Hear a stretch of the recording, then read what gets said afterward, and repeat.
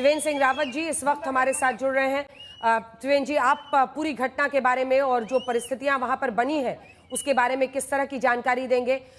जैसा मुझे पता चला है कुछ देर पहले गृहमंत्री से भी आप लोगों की मुलाकात हुई थी। अनिल बलूनी जी भी कुछ देर पहले हमारे साथ लाइव थे।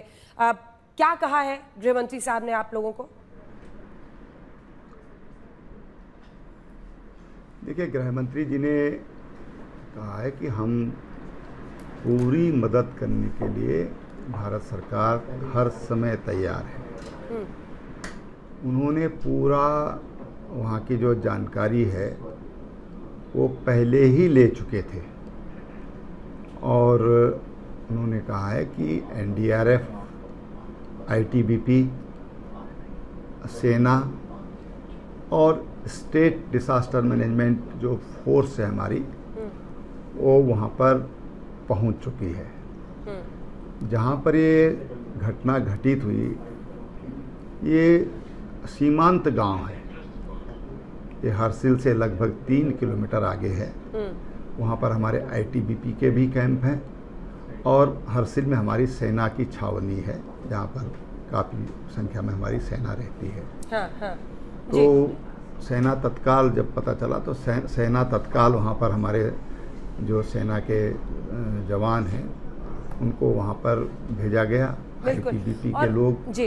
और रावत साहब, वो तस्वीरें भी हम दिखा रहे हैं वहाँ की। आपने जैसा कहा है कि सेना, चूंकि हर्षिल इतना पास है, लगभग 3-4 किलोमीटर, तो वहाँ सेना के लगभग 150 जवान 10-15 मिनट में पहुंच गए थे। रेस्क्यू ऑपरेशन सब कुछ हो रहा है, लेकिन लगातार मतलब उत्तराखंड के इलाके में आप भी मुख्यमंत्री रह चुके हैं त्रिवेंद्र सिंह रावत जी, भूस्खलन की बहुत घटनाएं हो रही हैं।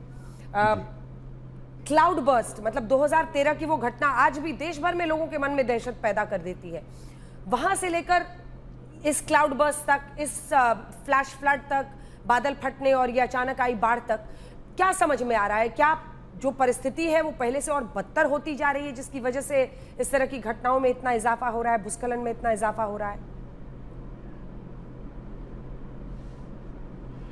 देखिए अंजना जी, बहुत ज़्यादा एकेडमिक हो जाएगा, लेकिन 1750 में जहाँ पर ये दुर्घटना हुई उससे पहले एक जगह है झाला।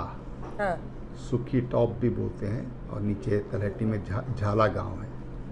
यहाँ पर सामने वाला पहाड़ जहाँ से इस समय सैलाब आया है उसी तरफ, यानी कि भगीरथी गंगा के बाईं तरफ से बहुत बड़ा पहाड़ नीचे आ गया था।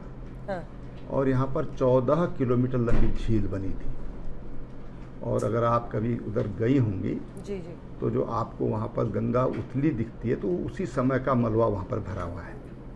कोई ये नई चीज़ नहीं है। बेलाकोची की बाढ़ आई 1951 में, सतपुली में जो जहाँ मेरा गांव भी है, 20 पुल बह गए थे, झूला पुल बह गए थे।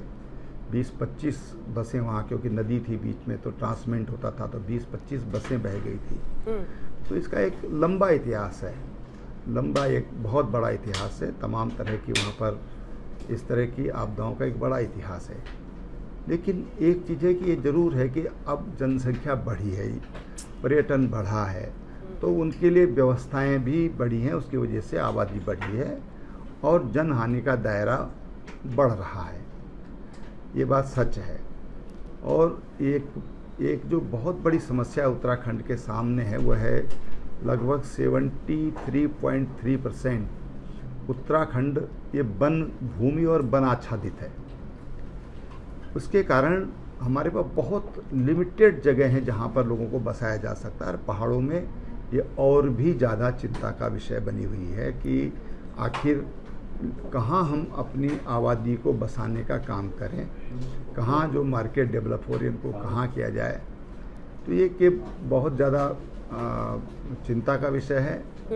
और क्योंकि आपदा है तो आपदा पहले कोई संकेत नहीं देती है, वो तो अचानक ही होता है जो कुछ होता है।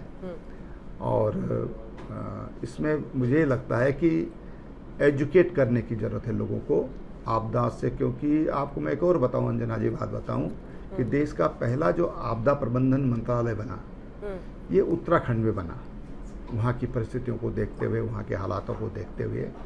क्योंकि तमाम इस तरह की एक बहुत बड़ी हिस्ट्री है इसकी। तो एजुकेट करना लोगों को, अवेयर करना लोगों को, मुझे लगता है कि उसी से इसको कुछ न्यून किया जा सकता है, कम किया जा सकता है। लोगों को तो जानकारी दे दी जाएगी रावत साहब, लेकिन जो अपनी तरफ से सरकार को करना होगा वो भी तो बड़ी जिम्मेदारी है। 2013 से में जो रिपोर्ट आई उसकी, उसने ये सीधा सजेस्ट किया कि आपको जो टूरिस्ट है उसका नंबर रेगुलेट करना होगा। अगर इस तरह से अंधाधुंध होटल्स और ये सब बनेंगे तो आप धीरे धीरे पहाड़ों पर जो परिस्थिति बना रहे हैं वो आप आमंत्रण दे रहे हैं ऐसी आपदाओं को, लेकिन उस पर कुछ नहीं होता है। और अभी तो ये 2025-26 की भी जानकारी आ रही है, उससे पहले साल की भी आ रही है। जो 2000 में सर लगभग एक करोड़ लोग आते थे, अब कई गुना वो संख्या बढ़ गई है। तो ये सब तो सरकार को देखना होगा ना। और अगर कोई इलीगल तरीके से कुछ बनाता है या नॉर्म्स को फॉलो नहीं करता है तो वो भी तो सरकार को रोकना पड़ेगा। हाँ, निश्चित रूप से ये डिस्कशन का विषय है, और इसलिए मैंने कहा कि लोगों को जागरूक करने में ही इसका समाधान हो सकता है जी। जागरूकता से मेरा मतलब यही है कि कहाँ पर हमको बसना चाहिए, कहीं पर नहीं बसना चाहिए। देखो, आपको मैं एक और बात बताता हूँ कि ये जो बेल्ट है हमारी, जो मेन सेंट्रल थ्रस्ट है, ये उससे लगी हुई बेल्ट है पूरी की पूरी, और ये लगभग पूरे हिमालय में जितनी हिमालय की लंबाई है लगभग उतनी ही इसकी लंबाई है। इसमें बीच में 9 किलोमीटर का फॉल्ट है। तो ये एक समस्या है, लेकिन लोगों को अगर जागरूक कर हो जाए, लोग उनको जागरूक किया जाए कि भाई नहीं, ये जगह सुरक्षित नहीं है, क्योंकि लोगों के पास बहुत छोटी जोतें हैं, बहुत कम ज़मीन है। किसी का 2 नाली ज़मीन है, किसी का 1 नाली ज़मीन है। अब उसी में उसको अपना घर बनाना है, उसी में उसको अपना, अगर माना कोई यात्रा रूट पर कोई जगह है तो वहीं पर उसको अपने लिए एक रेस्टोरेंट बनाना है या होम स्टे बनाना है। तो ये बहुत सारी मजबूरियां हैं। वहाँ की जो परिस्थितियां, जो लोग वहाँ पर रहते हैं, वो उसको ज़्यादा बेहतर तरीके से समझ सकते हैं। बहुत बहुत धन्यवाद आपका त्रिवेंद्र सिंह रावत जी। अब उम्मीद यही, प्रार्थनाएं पूरे देश की इस वक्त धराली गांव के लोगों के साथ, और उम्मीद यही कि ज्यादा से ज्यादा लोग बचाए जा सकें। ये